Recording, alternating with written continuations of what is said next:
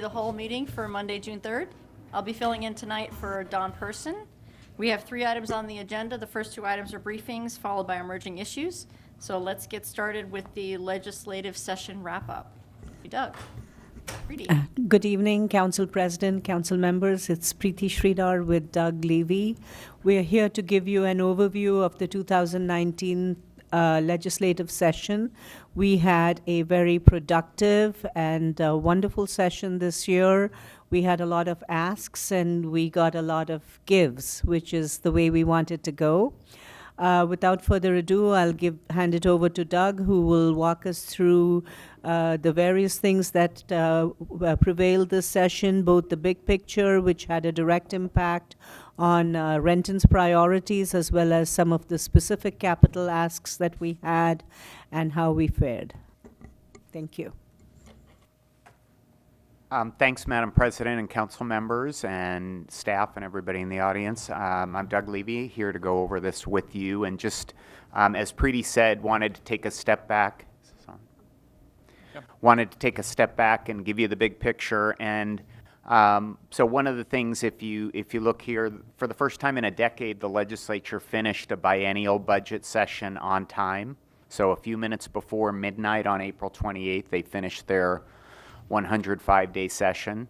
And I think you could safely call this an activist legislature. I listed the number of bills enacted. That, for scale, is over 100 more than the last odd year session, which would 2017, they were at about 368. So considerable amount of things going through the process. And I think some very big deal items, which we listed out here for you, whether you want to look at all renewable energy sources being required in this state by 2045, or the B&O tax item in particular for free and low-cost college and workforce education. That's getting a lot of national attention. And for those of you that might have been at the Sound Cities Association event, Representative Springer described that as 40,000 additional people getting access to that type of education. So those are particularly significant items. Obviously, in any session, the legislature is going to get its kudos and its criticism, and there was a significant amount of additional spending that you'll see criticized from various quarters. And even on the investment side, the legislature is required under a Supreme Court case to do additional culvert removal, and they put about $100 million in their final transportation budget. The governor actually directed that his staff come up with another $175 million for culvert removal when he signed that. So from a local government perspective, very good session. One of the things we always try and do when we go into the legislative session is make sure there's a do no harm principle we try and meet, and for the most part that was met. I did list a couple of things that are potentially of concern. There has been several years of efforts at passing a bill on wrongful injury and death claims, and so Senate Bill 5163 is going to significantly expand who can make those types of claims, strictly from a city cost perspective without getting into the philosophy on those things. It could have some cost implications depending.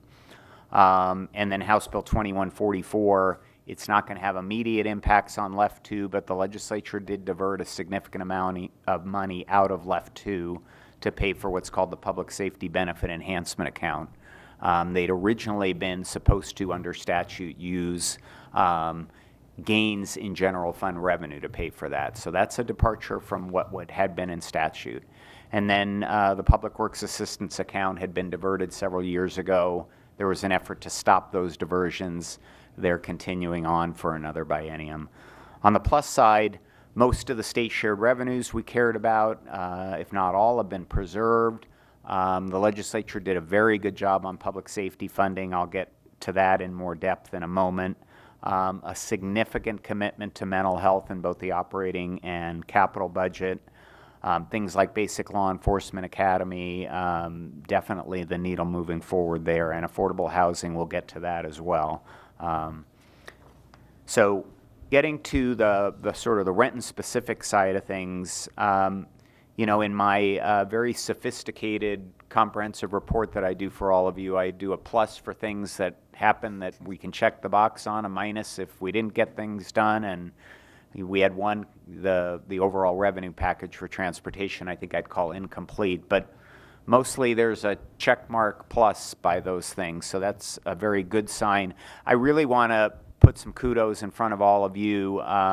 This stuff doesn't happen with one person going down to Olympia. This is always a team and a village effort. I want to give particular props to our two council members here to my left who trudged through a couple of feet of snow on a particular day to meet with legislators throughout our delegation and beyond. So to council members McCurvin and Perez, and really to all of you, thank you very much for your efforts. So this just takes you through our specific asks. One of them that we put a lot of stock into, and the mayor in particular, the legislature has been dealing with a backlog of 6,000 to 10,000 of the sexual assault and rape test kits that are held at the Washington State Patrol. This session, they put money aside in both the operating and capital budget for a new high-throughput lab in Vancouver. That's going to result in the backlog being eliminated in 2 years. And then there was a bill, House Bill 1166, that's going to put in place a new 45-day turnaround time. So for those of you that might have heard about this or been at the Sound Cities dinner, Representative Tina Orwell mentioned that's already yielded 7 new positive DNA samples on serial rapists who are out there in communities in Washington State somewhere who can now be tracked down. So a very, very big deal. Basic Law Enforcement Academy, we were one of the prime movers and shakers in the effort to get 9 additional classes funded. The state is doing that with $4.5 million. That's a very good thing. Mental health field response teams, the legislature put $4 million in the existing grant program that allows law enforcement and mental health professionals to be out and about and help people with non-incarceration solutions like treatment and services. And then they put money into a new program called Law Enforcement Assisted Diversion. It was a bill by Representative John Lovick, so over $2 million is going to be put into that, and that's more for therapeutic intervention in jail settings. Speaking of jails, obviously we're a governing member of the SCORE jail. We led a multi-city effort to get money in the operating budget for SCORE for the first time ever. The state recognized putting additional contracted money into SCORE in the operating budget. That was something that Senator Kaiser in particular worked on among our delegation. Not as much money as we would have liked, but very good news in terms of calling out SCORE. On the quality of life side, very good news. We had asked for some money toward replacing the play equipment and the drainage underneath the play equipment at Coulon. The legislature responded with $610,000. We had also asked for some funding for the Renton Connector.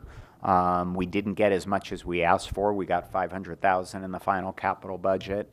That, by the way, was handiwork by both Senators Wellman and Hasegawa, respectively. Hot off the press is that it looks like we may be getting another $1.5 million for the connector through the Puget Sound Regional Council contingency process, so that's great.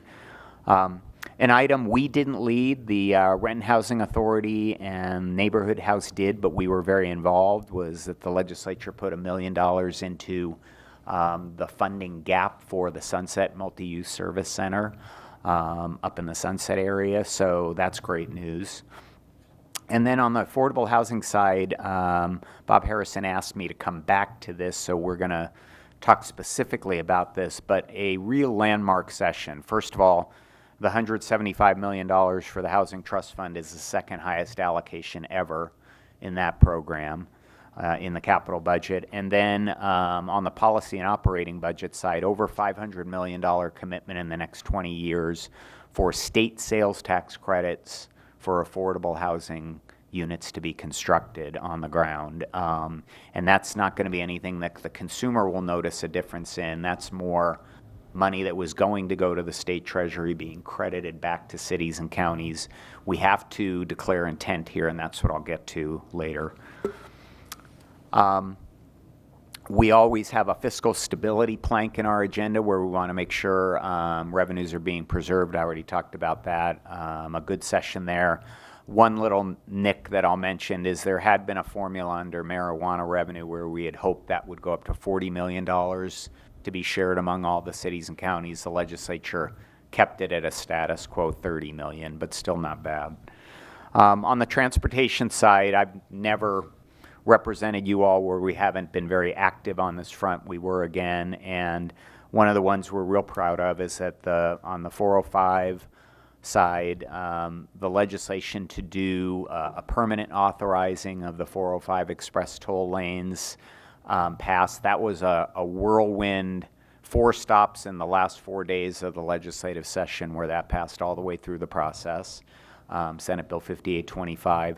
It includes $215 million in bond authorization for Renton to Bellevue and getting that ready for bus rapid transit.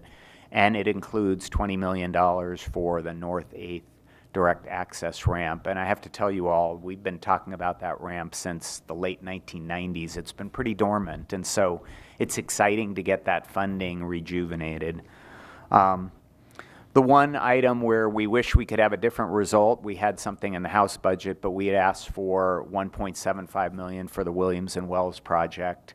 When the legislature decided not to do a funding mechanism of moving up weight fees, as the governor had requested, the House had gone with that. The Senate elected not to. That removed a lot of money that the House had put in, and there were only a very limited number of projects. So we'd already known that we weren't going to get all the money for Williams and Wells, but we had hoped for a down payment. So that's one where it's important for us to close it out given some federal funds that are on the line. And then we had also asked for some money to really spruce up and make a true gateway out of that I-405 44th interchange, and the legislature did allocate $210,000 for that. It was one of our new members, Lynn Tai, worked very hard on that one and keeping that in the budget even after the cuts I talked about. And then a significant conversation started on a new revenue package that would have been 10 years and $16 billion, very ambitious. Obviously didn't pass in year one, but these are often multi-year conversations. I will say a few quick things about that. One, most versions of that package had full North 8th funding in it, so that's a good sign for us going forward. Secondly, the legislature funded a study to assess comprehensive ways to pay for transportation.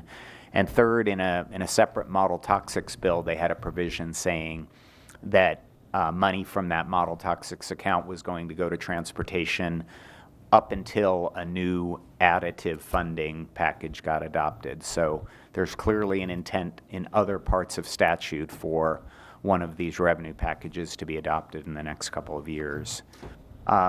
So next steps for us, this is really a year-round process when you think about advocacy and trying to do it well. So we're already gearing up for July to start our meetings, Preeti and myself around the city with various departments.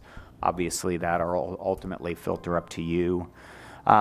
We had a great session, so we think it's important to take a step back and say thanks. We're working with the mayor and April and others to set up a date in April where we can have our delegation invited to a lunch meeting to do that. I punched the send button today on a comprehensive after-session report that you all should have received. It's a pretty lengthy tome, but it's got a table of contents that hopefully helps you navigate it. And then, as we talked about, we have some important actions that you need to take and consider how you're going to take, and that's what we wanted to get to and make a recommendation on before we give the mic up here. So on the housing and density side, there are some specific actions that you as a city council will need to take if you want to avail the city of the funding mechanism under House Bill 1406. That becomes effective officially on July 28th, so within 6 months of that date, or January 28th, 2020, you have to pass a resolution expressing your notice of intent. In other words, saying that you intend to take the state sales tax credit you're entitled to under the bill. Within a year, that would be July 28th, 2020, you have to pass legislation, which for you all, of course, is an ordinance that gets the mechanism flowing. This figure is an estimated amount per year. Actually, I have to admit a boo-boo. That should be $230,000 is the estimated forecast per year, the minimum amount of state sales tax credits. That could be doubled if the city were to put in front of voters a qualifying local tax. For practical purposes, that means a housing levy. You would have to do that within a year. And one of the reasons we're bringing this up tonight is these are the types of things you have to start some earnest discussions on in the near future, no matter how you go on this, whether you take half the credit, a qualifying tax proposal to do the full credit. So we wanted you to be aware of that and get this triggered. There's a separate bill that ties into this. It's House Bill 1923 that gives cities and counties authority to look at a menu of actions to increase density and affordability. And one of the things you can do under that legislation is a housing action plan. And by doing that plan or some of the other menu items, you can access a state grant of up to $100,000. So there's a corollary there where these things could work together. For all those reasons, because you have some significant things to talk over as a council, we wanted to recommend that you start this with the Planning and Development Committee, refer it there so that it can bubble up to all of you later in the fall as you think about how to proceed as a council. Madam President? Yes, Mr. Corman? We could probably work with Rent and Housing Authority to do a lot of this work, correct? Is that, I mean, are we allowed to plug into that sort of existing infrastructure? Thank you for that question, Councilmember Corman, because you saved me, and I can see the Chief of Staff nodding at me, because one of the things we really wanted to do in this legislation is make sure that we could do interlocal agreements, and so there is a specific provision that we worked on that allows us to do just that. We can develop an interlocal agreement with the Rent and Housing Authority. We could do it with other cities. Okay, you have great. the SKIP program you're getting into. We can do it with the county if we so desire. You know, you can structure an RFP for nonprofit housing providers. Right. So we could do it in Very flexible. in an efficient way where we didn't have to create a whole new bureaucratic structure. That's right. Yeah. Very nice. Thanks. So in any case, obviously you have our one recommendation, and we're happy to take any questions you may have. Any questions from any member of the council? Yep. Well, more than a question, I want to appreciate your work, though. It was a tough session. You say it right. We were all back and forward. Bob, thank you very much for all the times that you went to Olympia as well. As Pretty did it. And we were on the hallways, waiting for legislators here and there. But at the end of the session, you were there alone, and it was at 4 o'clock in the morning. I remember one of these bills passed, I think it was transportation, that we were waiting for. It was a lot of work, and thank you very much, Doug, that you were there all the time, reporting back and forward. And my husband will say that it's fun. Hopefully it's fun for you as well. Thank you very much. And Councilmember Perez, you triggering me that one name we didn't mention when we talk about all these transportation items. Obviously, we could single out everybody in our delegation. They were really terrific to work with. Senator Saldana was particularly important to us on some of these transportation bills, and I wanted to note that as well. Any other committee member have a question? Yes, Madam President. Thank you, Doug. Great presentation, great results. As always, they speak for themselves. Very productive session. I'm, of course, left in mind with what's laying on the table and always looking forward, because you can't sit around, as you said, for too long. And I do agree, it's definitely right now is the time to say thank you, but I'm already chomping at the bit saying, okay, this transportation package, what do we got to do to tee this up? I'm assuming that won't be in the supplemental. So look forward to the opportunity to work with other cities and that would be like-minded to us to say, what do we got to do to get this across in 2021 to make sure that now that we got the 20 million in for North 8th, that we actually get the rest of that funded in the next package going forward. I guess the question I have out of that then too is, what is remaining in the shorter term for us to do, knowing that one may be a little further off? Are there any policy bills that didn't pass that we could say set the example for? I know when we passed the source of income discrimination protections, we helped kind of catalyst that forward, and I'd be curious to see if there's any policy bills that were left hanging that would be coming back next session that we could, in the meantime, take action here locally that we'd have the authority to do that would then help spur action in Olympia that we'd want to see. And that's not a question to answer necessarily right now, but just something to think about. What we're going to be doing is talking to each and every one of the administrators, and pretty soon, to get a sense of both what their priorities are that we should be factoring in as we look at the legislature, as well as things that didn't get done that we were hoping to.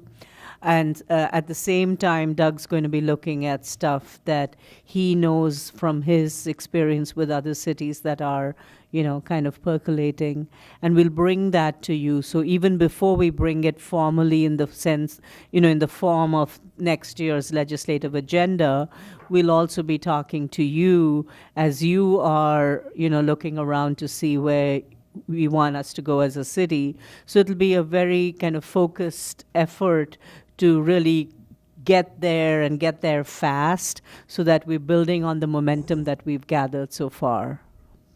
Yeah, I will add, Councilmember McKerven, on the transportation front, two things that strike me right away. One is that there's going to be a finalizing of a look at city transportation needs, and there will be recommendations of new local transportation funding alternatives for cities. That'll come out at the end of June. That's one item we know is coming. I mentioned this study of comprehensive needs. That's something we're going to want to be active in. There are some funding opportunities coming out of the session that I definitely want to work with our various departments and administrators and all of you on. So we've got a few things in mind. Not immediately coming up with the that sort of left on the cutting room floor policy bill, but I'm sure there are a few that we can think about. Okay, and by my watch, by the way, it was 45 seconds they adjourned sine die before they were out of time. Wow. Yes, Ms. Perez? Thank you, Madam Chair. Also, this past session was kind of different than others for me because we always meet with our legislators, which are 12, the ones that represent Renton. But in this case, we had to do more outreach, meeting with other legislators. And here I want to give kudos to Senator Mullet, because he really helped us also with the Renton Connector. And he met with us in the hallway in the middle of all of this. And it's going to be a different kind of leadership as well. We're going to have a new speaker. Yeah. So I don't know if bringing to the table also not just the 12 legislators that represent Renton, but also the leadership and other people that have worked on our behalf on different committees will be a good idea. I don't know. I'm just throwing it there just because I noticed that this year's was kind of tough because each one of them had to choose one priority, and some of them represent multiple cities. And for some of them didn't even have a choice to ask for something for Renton. So I don't know. I'm kind of here trying to hear your thoughts about working with leadership as well. Well, I think you make an excellent point that obviously there's going to be a new House Speaker. I think we always want to reach beyond just the local delegation, and I think we did some of that work and can do more of it, but Senator Frock, the Capitol Chair in the Senate, Senator Mullet, you referenced, were helpful to us on some of these things. I do want to, sort of issue a reality check on the capital budget in that, I've done some analysis for administration, and back in the Marguerite Apprentice days, we were talking about, say, $37 million for all these local projects requested by the Rentons of the world. In this past session, the legislature allocated $163 million for 298 different projects. So the whole request process for these capital items has gotten so big, and it means that there are more requests, and the legislature is trying to grant more requests and give less funding to any individual requests. So it means we have to think a little more about how we ask, how much we ask for, what we ask for, and it becomes a much more strategic question than it may have been, say, 10 years ago, when we were probably doing a lot better getting $2, $3, $4, $5 million chunks for things. Thank you. There are no further questions. Thank you, Mr. Levy, for all of your hard work. We love getting the reports. I love feeling educated about what's happening because we can't be there. And I look forward to continuing to hear more about what's going on. Thank you all. Thanks. Thank you. Next up, we have Airport Landside Alternative.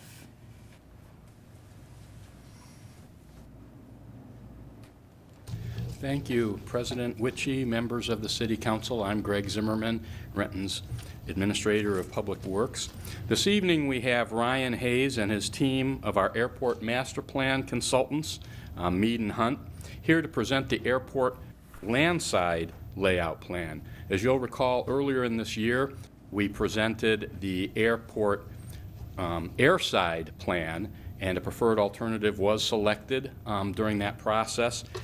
This year, or at this point in time, we're going to present the landslide layout plan, and the landslide layout plan side. I know. It's so easy to say landslide, but it's landside. It has nothing to do with earth movement. The landside layout plan serves a similar function to land use and zoning type plans. It designates where the established 4 development categories that operate on the airport can be cited on the airport, just like a land use or a zoning map would do in the community. The approach we're going to take is to present the landside alternatives similar to how we handled the airside alternatives earlier in the year. We're going to present an analysis of PowerPoint presentation of the analysis of the landside options, several alternatives, and then we're going to, tomorrow evening, we're going to make a similar presentation to the Renton Airport Advisory Committee, make sure that the parties of interest and the airport tenants are fully involved in this process, because it is critical to them where these land use designations that will allow their businesses are cited on the airport. It's a matter of great interest to them. And in a month's time, on July 1, we're scheduling a follow-up committee of the whole meeting where we can present the input and recommendations we got from the airport tenants and other parties of concern, and make a recommendation to you for a preferred alternative for the airport landside plan. The Federal Aviation Administration has requested that we make a decision on a preferred alternative during the month of July. So we have a little bit of time on this, but we want to make sure that you have all the information, and next month you receive the input and recommendations from the tenants as well. So with that, I'll turn it over to Ryan. Madam President? Yes. Yeah, before he steps down, could I ask you to kindly, and I don't want to put you on the spot, but indulge us a little bit. So if anybody's watching this at home who might have, say, a business or something in this area that's impacted, can you explain just a little bit, and you kind of touched on it, but this is like comprehensive planning for potential future use. Mm-hmm. What does it mean to somebody that says, well, that property is my property? What would you say to somebody like that? Okay. I would say for people and businesses that are located outside the limits of the airport, the portion of the layout plan that was of the most interest to them was the previous portion we went through, which was the airside portion, because that talked about expansion of the runway outside, potentially outside of the airport limits. The landside plan is within the defined limits of the airport. So it mostly impacts tenants of the airport, not so much the community outside of the current limits of the airport.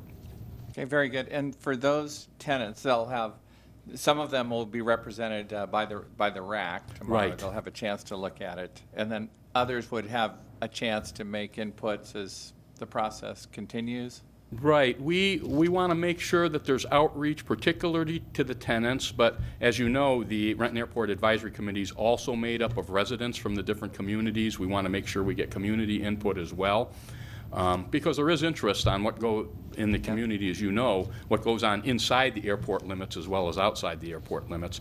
So we want to make sure that you have all that information and you hear from the impacted parties as well.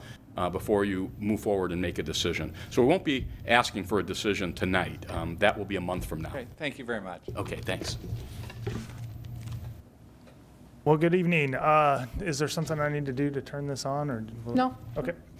My name is Ryan Hayes. As Greg mentioned, I'm the project manager with the consultant team. I've got two of my associates with me tonight in the audience who will be helping me, as Greg said, with the RAC meeting tomorrow night. That's Mark McFarland and also Lauren Rasmussen. I've got about 20 slides to take you through, and I'll try and go through them as quickly as possible, recognizing the importance of your time. But certainly, if we need to go back and look at any slides on any of these alternatives, don't hesitate to ask. So I'm going to review the project schedule with you very quickly. Greg also mentioned the preferred airfield alternative that has already been selected. I'll review that with you quickly as well. And then we'll talk about the landside alternatives that we've developed for this airport master plan. And then certainly comments and questions and a discussion of next steps on the planning process. So this is our schedule moving forward for the rest of the calendar year on the airport master plan. The elements that we've completed are shown with a blue box on the left side of this Gantt chart. The elements that are left to complete are shown with a gold box, and the time frame is shown in these bars. We do have, as Greg mentioned, 3 more RAC meetings to complete for this airport master plan, as well as 1 additional public open house meeting, which would be very similar to the open house we held after the airfield alternatives. So that's our schedule. There's also a FAA review process at the end of the schedule. We don't estimate the time frame on that because the FAA doesn't give us any promises on how long they're going to take to look at our reports. As a reminder, the preferred airfield alternative is shown on this graphic, and it's entitled Declared Distances with EMAS and a North Shift of the Runway. It's about a 100-foot shift of the runway to the north. The reason for that runway shift, as a reminder, is to allow for the placement of EMAS at each end of the runway. And as a reminder, for EMAS is entitled Engineered Materials Arresting System. It's essentially crushable concrete that gets placed at the end of a runway that does not have adequate safety area. The FAA's recommendation for a runway this size is 1,000 foot of overrun at each end. The Renton Airport does not have 1,000 feet of overrun, so the recommendation in this case, given the land constraints, is to place crushable concrete at the end of each end of the runway. That would arrest an aircraft should it overrun the runway. So it's very much a safety recommendation. We're also changing the airport reference code in this master plan, and what that means is the setbacks, the FAA recommended setbacks and safety criteria increase, and that reduces the amount of land available for aircraft parking. So that's an important consideration as we get into the landside alternatives. Some of the assumptions we're carrying into these alternatives are that the airport's role is not going to change. We're not talking about commercial service or a commercial terminal at the Renton Airport. We're going to develop the airport in accordance with FAA standards, and again, the change in airport reference code that I already mentioned. We're going to consider economic development. We're also considering the goals of your sustainability management plan that was developed for the airport a couple years ago. Greg mentioned the 4 landside development categories that we're considering. Those include general aviation, industrial, seaplane-related facilities, and airport support facilities. Airport support is essentially the air traffic control tower, snow removal buildings, those type of facilities. So we've broken the airport into basically 4 quadrants so that we can zoom in on these land uses on the land side. There's a key map at the top right corner of each map that shows you what landside area we are looking at on each drawing. So we've broken the airport essentially into 4 quadrants: the northwest portion of the airport, the southwest portion of the airport, the east side of the airport, and the southeast. And those areas are labeled 1, 2, 3, and 4 on that key map. This particular alternative is landside area 1. And in each area, we also consider the existing land use and basically minimal improvements or minimal changes. And what that means is we're just moving the parking line back very slightly to the area known as the runway object-free area. So the FAA defines a runway object-free area as an area that needs to be free of objects unless they have to be in that area for air navigation purposes. There are a few buildings and a few aircraft parking spots that are within the runway object-free area. So the amount of acreage for landside parking in all 4 of these areas on the airport has to decrease a very slight amount to meet these FAA standards. This next alternative is again landside area 1, and it's just a different mix of land uses than what is shown and what is currently exists in this quadrant of the airport. Landside area 2, again, this is the southwest corner of the airfield, and if you're not familiar with the airfield, it's a north-south runway, so the land uses are either on the west side or the east side. There are 5 aviation industrial parking spots known as Apron B on this alternative, and those would remain the same without any changes in this particular alternative. In the next alternative for landside area 2, we simply take 2 of those parking positions and we add them to the south, and we add more general aviation parking to the north. But it's a 1-for-1 replacement of the aviation industrial parking spaces on Apron B.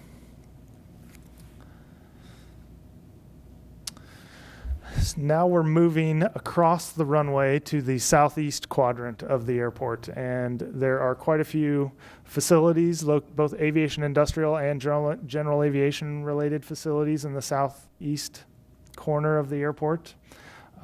This particular alternative, again, is existing minimal change, and it simply recommends that hangars and buildings in this area get rebuilt in their existing location once they've reached the end of their useful life or the end of their lease terms. Another alternative we developed for this area reconfigures the buildings slightly.